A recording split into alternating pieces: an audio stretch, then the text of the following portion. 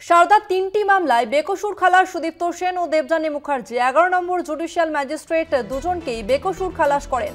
2013 সালে সারদা মামলায় গ্রেপ্তার হয়েছিল সুদীপ্ত সেন ও দেবযানী। জামিন পেলেও এখনই জেল মুক্তি নয় সুদীপ্ত এবং দেবযানীর।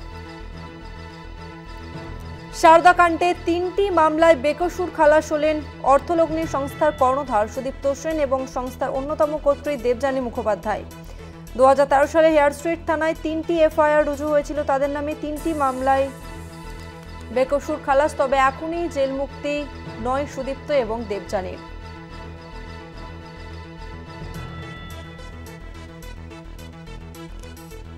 সারদা কাণ্ডে 3টি মামলায় বেকসুর খালাস সুদীপ্ত এবং দেবযানী।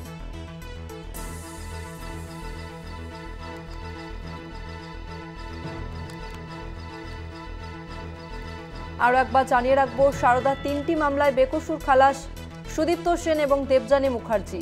11 নম্বর জুডিশিয়াল ম্যাজিস্ট্রেটে দুজনকেই বেকসুর খালাস করেন। 2013 সালে সারদা মামলায় গ্রেপ্তার হয়েছিল সুদীপ্ত সেন ও দেবযানী। জামিন পেলেও এখনই জেল মুক্তি নয় সুদীপ্ত এবং দেবযানীর।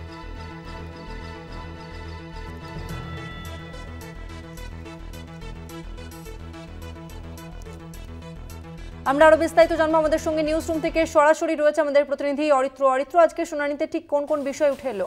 দেখো, এই মুহূর্তে সব থেকে গুরুত্বপূর্ণ যে আপডেট উঠে আসছে যে সারদার মামলায় বেকসুর খালাস পেলেন সারদা কর্তা সুদীপ্ত সেন এবং সংস্থার অন্যতম কর্ত্রী দেবযানী মুখোপাধ্যায়। দেখো, 2013 সালে হেয়ার স্ট্রিট থানায় 3টি এফআইআর রুজু হয়েছিল তাদের নামে।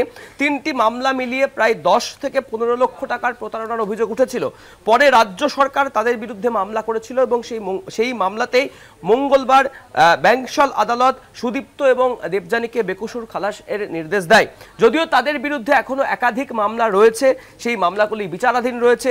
সারদা অর্থলগ্নি সংস্থার বিরুদ্ধে প্রতারণার অভিযোগে প্রায় 200 কি তারও বেশি মামলা রুজু হয়েছিল এবং দুটো কেন্দ্রীয় তদন্তকারী সংস্থা সিবিআই এবং ইডির মামলাও রয়েছে।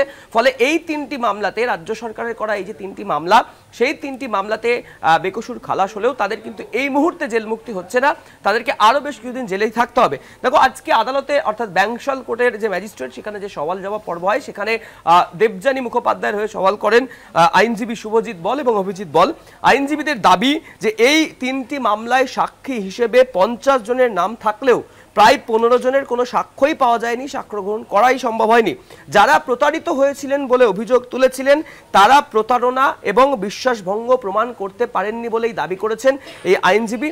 সেই কারণেই আদালত সুদীপ্ত সেন এবং দেবযানী মুখোপাধ্যায়কে হেয়ার স্ট্রিট থানার ওই যে 3টি মামলা, সেই মামলাতে বেকসুর খালাস করে দিয়েছে, এমনটাই জানান দেবযানী মুখোপাধ্যায়ের আইনজীবী।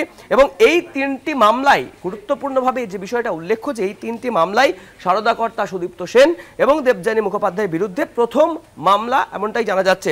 দেখো, খুব উল্লেখযোগ্যভাবে 2013 সালে রাজ্য সরকার মামলা করে 3 জন আমানতকারীর অভিযোগের ভিত্তিতে এই মামলা রুজু হয়েছিল এবং খুব উল্লেখযোগ্যভাবে এখনো যে বিষয়গুলি রয়েছে, কেন তাদের জেল মুক্তি ঘটছে না বেকসুর খালাস হওয়ার পরেও, সেই বিষয়ে যে তথ্য সামনে আসছে যে প্রায় 250টি মামলা রয়েছে রাজ্যের তরফ থেকে করা।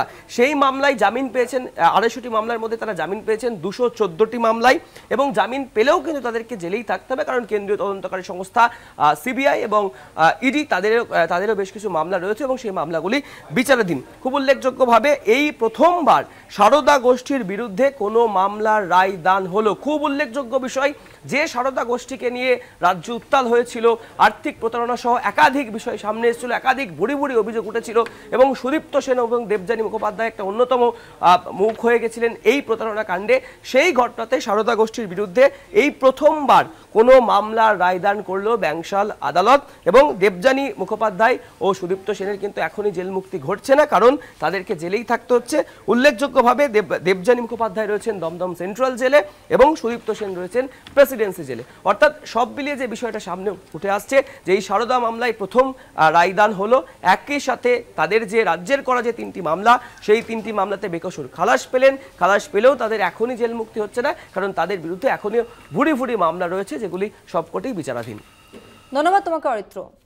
সারদা 3টি মামলায় বেকসুর খালাস সুদীপ্ত সেন ও দেবযানী মুখার্জি। 11 নম্বর জুডিশিয়াল ম্যাজিস্ট্রেট দুজনকেই বেকসুর খালাস করেন।